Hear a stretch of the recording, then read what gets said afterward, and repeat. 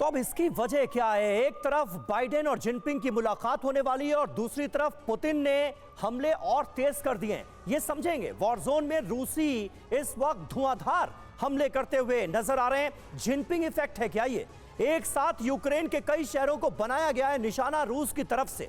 Ukraine के कई शहरों में पिछले 7 दिनों में भारी बमबारी की गई है, रफ्तार बढ़ गई है हमलों की। 7 दिनों में 26 शहरों पर लगातार हवाई हमले हुए हैं।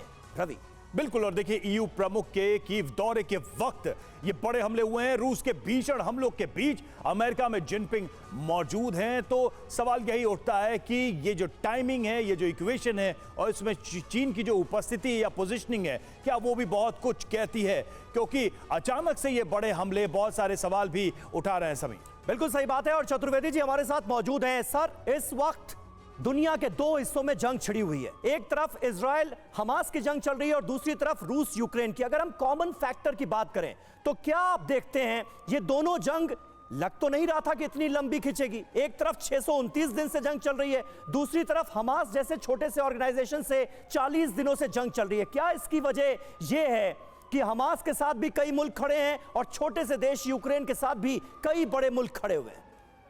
समीर, आपने सही कहा, लेकिन एक कॉमन फैक्टर है जी, जो कि अमेरिका है एक तरफ और दूसरी तरफ रशिया एंड चाइना है।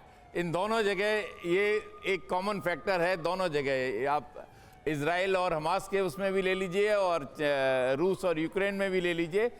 जो इस वक्त अटैक जो ज़्यादा तेज हुए हैं, इसका कारण एक मैसेजिंग भी हो सकता है। जो इस तरह के हमले किए जाते हैं एक सही मैसेज देने के लिए, जब कोई इस तरह के बहुत हाई लेवल समिट मीटिंग्स हो रही हैं।